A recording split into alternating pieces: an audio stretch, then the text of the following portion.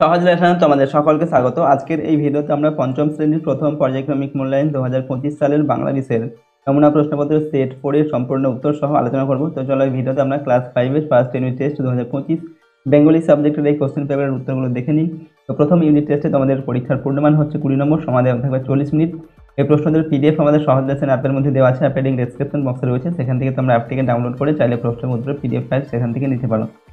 এখানে দেখো বলা হচ্ছে 1 নম্বর দাগে সঠিক উত্তরটি বেছে নিয়ে লেখো। যে কোনো 8টি লিখতে হবে। প্রশ্নের মান 1 নম্বর করে 1 × 8 = 8।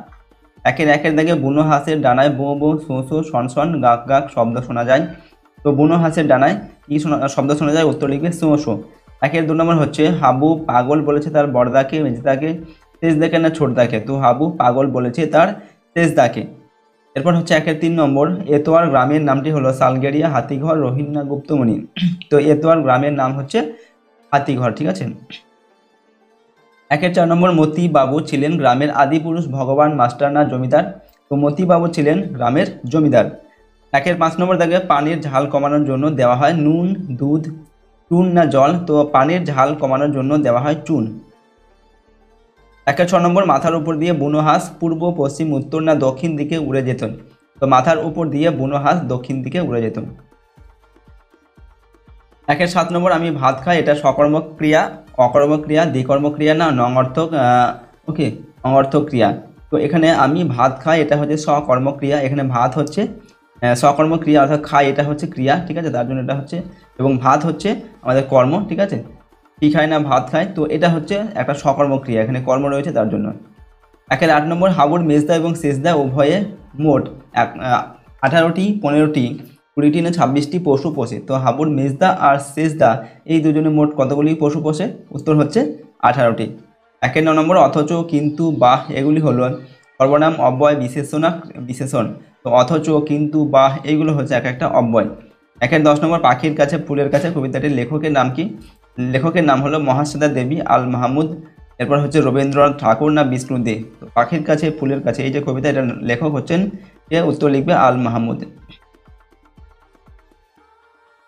এরপর হচ্ছে 2 নম্বর দেখে নিচের প্রশ্নগুলির পূর্ণ বাক্য উত্তর দেওয়া। যে কোনো 8টি লিখতে হবে। প্রশ্নের মান 1 করে 1 × 8 = 8। 2 এর দাগে গল্প বুড়ো কাদেরকে ছুটে আসতে বলেছে? তো গল্প বুড়ো ছোটদেরকে ছুটে আসতে বলেছে।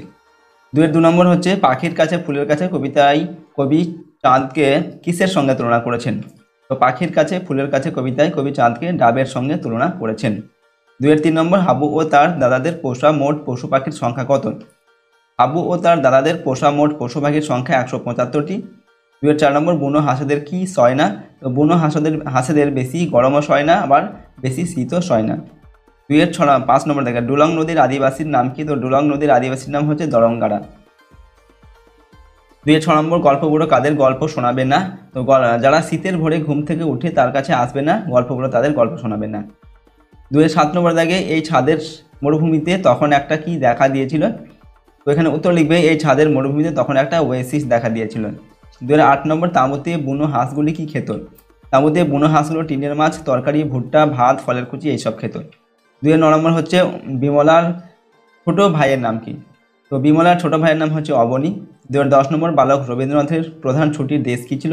বালক রবীন্দ্রনাথের প্রধান ছুটির দেশ ছিল বাইরের খোলা চাঁদ। নেক্সট হচ্ছে 11 নম্বর দাগে এতোয়া মুন্ডার ঠাকুরদার নাম কি ছিল? তো এতোয়া মুন্ডার ঠাকুরদার নাম ছিল মঙ্গল মুন্ডা। 12 নম্বর দৈনিক সত্যযুগ আসলে কিসের নাম? তো দৈনিক সত্যযুগ একটি পত্রিকার নাম। 3 নম্বর দাগে প্রশ্ন, এখানে তোমাদের 12টি প্রশ্ন দেওয়া আছে। 2 নম্বর দাগে এখান থেকে 8টি প্রশ্নের উত্তর লিখতে বলা হয়েছে। এবার 3 নম্বর দাগে বলা হচ্ছে নিচের প্রশ্নগুলোর উত্তর লেখো। যে কোনো 4টি, 1 × 4 = 4। 3 দাগে অর্থ লিখতে হবে নির্জন অথবা নালিশ। তো নির্জন এটার অর্থ হচ্ছে ফাঁকা, আর নালিশ এটার অর্থ হচ্ছে কি? অভিযোগ, ঠিক আছে। নালিশ মানে হচ্ছে অভিযোগ, আর নির্জন মানে হচ্ছে ফাঁকা আর কি, যেখানে কোনো কেউ থাকে না, এরকম আর কি। 2 নম্বর সন্ধি বিচ্ছেদ করতে হবে দিগন্ত অথবা বৃষ্টি, ঠিক আছে, যে কোনো একটি করতে বলা হচ্ছে। তো দিগন্ত এটা সন্ধি বিচ্ছেদ হবে দিক যোগ অন্ত, আর বৃষ্টি হচ্ছে বৃষ যোগ বৃষ্টি। পরের প্রশ্ন দেখো 3 নম্বর সন্ধি করতে হবে এটাকে, ঠিক আছে, খুদ যোগ নিবৃত্তি দেওয়া আছে, যেটাকে যদি সন্ধি করে লেখা হয় কি হবে? ক্ষুণ্ণিবৃত্তি হবে, ঠিক আছে। 4 নম্বর বাক্য রচনা করতে হবে জোয়ান অথবা দুরন্ত। জোয়ান দিয়ে একটা বাক্য লিখতে হবে, আমরা লিখছি পাড়ার মোড়লের 2 জোয়ান ছেলে আছে, ঠিক আছে। এরপর দুরন্ত দিয়ে আমরা লিখছি বাচ্চারা খুব দুরন্ত হয়, ঠিক আছে, বাচ্চারা খুব দুরন্ত হয়। 5 নম্বর পদ কত প্রকার? তো উত্তর লিখবে পদ হচ্ছে 2 প্রকার, ওকে। এখানে 5টি প্রশ্ন দেওয়া আছে, তোমাদের 4টি প্রশ্নের উত্তর এখান থেকে লিখতে হবে। তো এই ছিল তোমাদের ক্লাস 5-এর ফার্স্ট ইউনিট টেস্ট বাংলা বিষয়ের একটি মডেল কোশ্চেন পেপারের সম্পূর্ণ উত্তর আমরা এখানে আলোচনা করলাম। প্রশ্ন উত্তরগুলো অবশ্যই তোমরা মুখস্থ করে নিয়ে কিন্তু প্র্যাকটিস করবে, ঠিক আছে। আর যদি এই চ্যানেল নতুন হয়ে থাকো অবশ্যই চ্যানেলটিকে তোমরা সাবস্ক্রাইব করবে এবং পাশের বেল আইকনে প্রেস করে অল অপশানটিকে সিলেক্ট করবে, ভিডিওটিকে অবশ্যই লাইক করবে এবং ভিডিওটিকে বন্ধু বান্ধবের সঙ্গে শেয়ার করবে, ঠিক আছে। আর যদি এর প্রশ্ন উত্তরের পিডিএফ ফাইল পেতে চাও তাহলে সহজ লেসন অ্যাপটিকে ইনস্টল করবে, অ্যাপের লিঙ্ক ডেসক্রিপশন বক্সে দেওয়া আছে, সেখান থেকে তোমরা অ্যাপটিকে ডাউনলোড করে নিয়ে চাইলে প্রশ্ন উত্তরের পিডিএফ ফাইলগুলো নিতে পারো। আজকের এই ভিডিওটিকে আমরা এখানে শেষ করছি। সম্পূর্ণ ভিডিওটি দেখার জন্য অসংখ্য ধন্যবাদ।